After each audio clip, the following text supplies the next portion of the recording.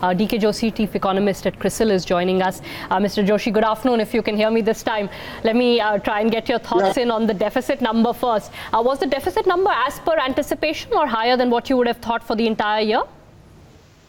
No, it was as per anticipated, but it has been gradually rising, and I think that's also getting reflected in the rising current account deficit. So it wasn't out of the blue, but yeah, I think the trend, of course, is a little worrisome because imports are growing much faster than exports, and despite the global recovery. So I think overall there is some concern on the discord between exports and imports. Mr. Joshi, we are also talking at a time when there are tensions of, talk of a trade war, global trade tensions across the board. On the other hand, you also have the specter of rising oil prices. How do you think this is going to play out? And do you expect CAD to sort of move upwards here on? Is that a risk? Yeah, I think this year CAD will be at about 1.9% of GDP, and next year for the fiscal 2018-19, we expect CAD to be 2.5%. I think assuming that oil doesn't cross 65, 66 on an average basis for the year 2018-19. So there's definitely pressure on CAD, and on top of that, I think the worry is that even the traditional exports like gems and jewelry, leather, textiles, I think even these are not doing well enough in an environment where the global economy is seeing some uptick. You rightly mentioned there is a fear of trade war, and the trade war can actually blow away the recovery in the global trade that we are seeing, and it's going to, if it intensified, it's going to hurt us also. But I think there are several reasons. I think some of them are cyclical, some of them are structural, which have been responsible for the rising trade deficit, and which is flowing into a higher current account deficit as well. Now, just to name a few, I think one of the key reasons is that is oil that was mentioned. The second reason is that we used to run a surplus in agriculture trade. It used to be about 20 billion a couple of years back, and now it is down to 5 billion. So there is a shrinkage of surplus that we had in agriculture. Then on top of that, I think the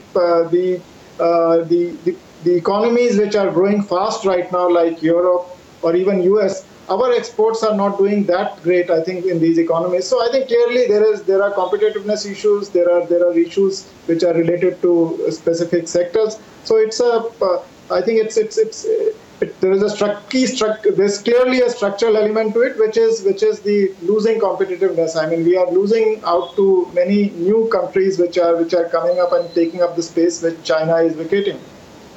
Two specific, segments, Mr. Joshi. One, as you said, this agriculture segment. What has changed there for us to, lose out? And the second, I think my colleagues at Bloomberg News, Anirban, had done a story on the gems and jewelry and the possible impact that this whole PNB fraud seems to have had.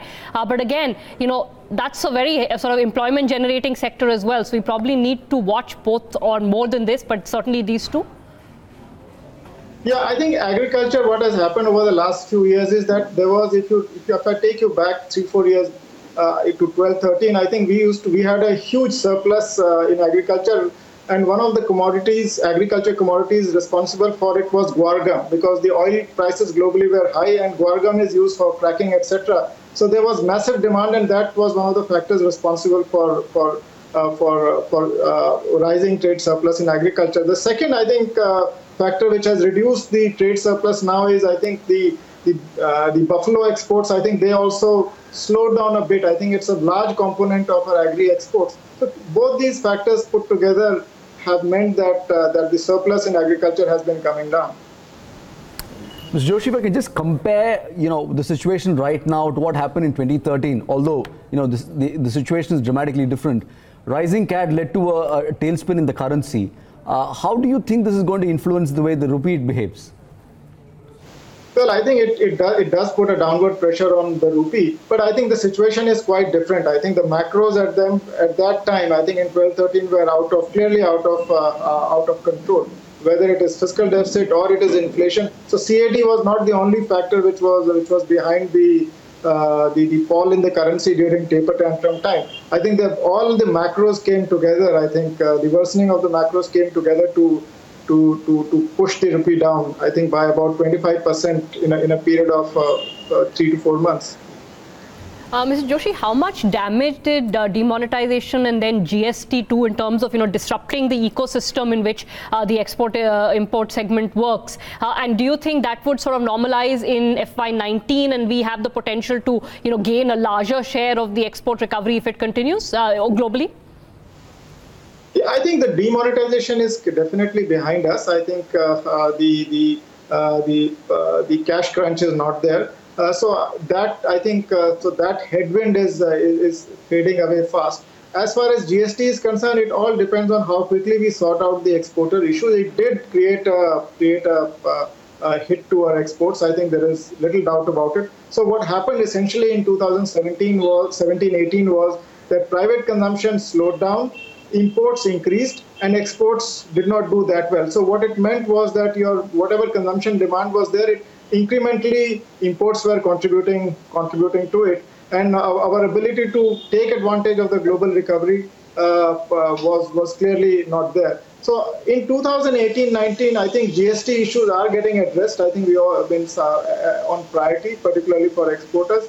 And together with the fact that demonetization effect is now fading, I think there is a slightly better chance of our exports doing well. But I think there is then on the background the protectionist measures, the rhetoric is playing out. So I think that is yet to be seen how it impacts us. Clearly, it's not positive for exports. Mr. Joshi, we leave it there. Thank you so much for joining us today with your perspective.